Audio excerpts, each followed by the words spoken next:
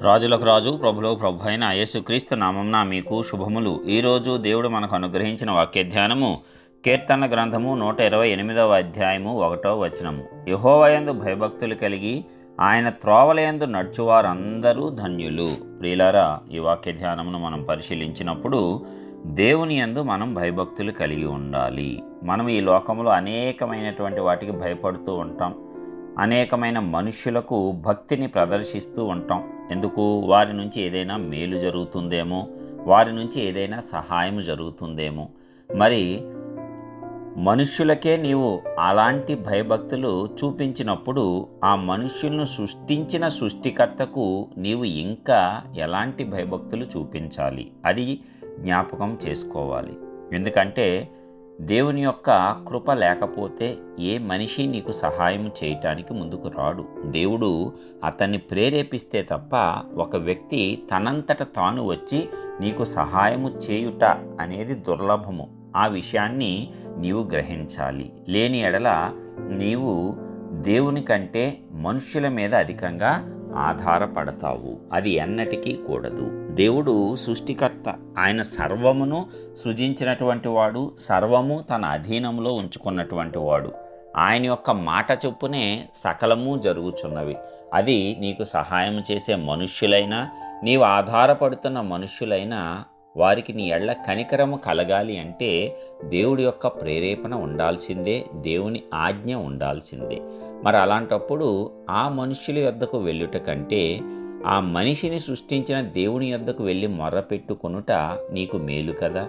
అప్పుడు ఆయన సంతోషిస్తాడు కదా. ఇంకా అధికంగా ఆయన మనకు ఆయన కుమారులుగాను కుమార్తెలుగాను అత్యధికమైన స్వాస్థ్యాన్ని అనుగ్రహించాడు. మరి అంత గొప్ప స్వాస్థ్యాన్ని మనకు అనుగ్రహించినప్పుడు ఆ చనువుతో దేవుని యొద్దకు వెళ్ళాలి కదా. మన తల్లి తండ్రి యొద్ద ఎంత చనువు మనకు ఉంటుందో, ఎలాగ అడుగుతామో, ఎలాగ అడిగి తీసుకుంటామో, అలాగ మనము కూడా మన దేవుని యొద్ద అడిగి పొందుకోవాలి అని ఆయన ఆశిస్తున్నాడు. తన బిడ్డలు తన యొద్దకు వచ్చి అడిగితే ఆయనకు ఆనందము, సంతోషము. అంతే తప్ప నీవు నీలాంటి పాపి అయిన ఒక మనిషి వద్దకు వెళ్ళి ప్రాధేయపడి వారికి నీవు బానిసలాగా మొక్కితే దేవుడు ఎంతగానో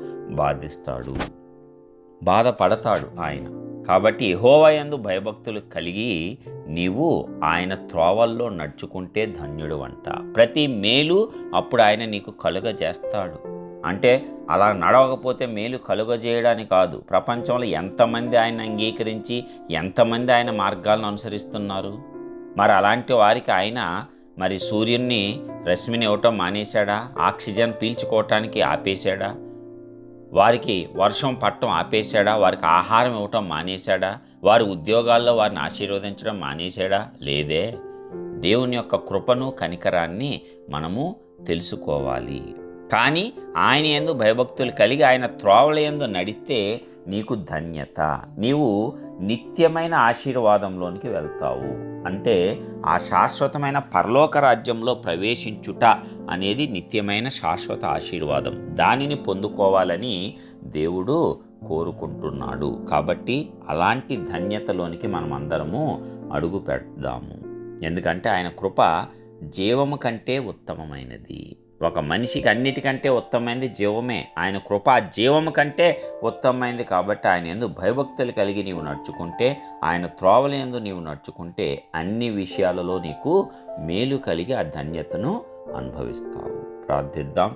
సర్వోన్నతుడా, గొప్ప దేవా, ప్రియ పరలోకపు తండ్రి, నీ ఘనమైన శ్రేష్టమైన నామానికి వందనాలు. మరి ఒక నూతన దినముతో పాటు నూతన వాక్కుతో మమ్మల్ని దర్శించిన విధానమును బట్టి వందనాలు చెల్లిస్తున్నాం. అత్యద్భుతమైనటువంటి రీతిగా ఇదిగో మరి నీవిచ్చిన వాక్కు ప్రకారం నీ యందు భయభక్తులు కలిగి నీ త్రోవల యందు నడిస్తే మేము ఎంతో ధన్యులమని సెలవిచ్చి ఉన్నారు. మరి వ్యర్థమైనటువంటి మనుష్యుల మీద మేము ఆధారపడకుండా, నీవు సృజించిన వాటి మీద ఆధారపడకుండా, సృష్టికర్తవైన నీ మీదే మేము ఆధారపడి ముందుకు సాగేటువంటి గొప్ప కృపను మా అందరికీ కూడా మీరు అనుగ్రహించి నడిపించండి. ప్రతి ఒక్క బిడ్డను నీ జ్ఞానముతో నింపి ఆ మార్గంలో నీ యందు సంపూర్ణమైన భయభక్తులు కలిగి జీవించేటువంటి గొప్ప ఆధిక్యత కృప మా అందరికీ అనుగ్రహించి మీ నామాన్ని మా ద్వారా ఘనపరచుకోవలసిందిగా యేసు పరిశుద్ధ నామమున ప్రార్థించి పొందుచున్నాం పరలోకపు తండ్రి.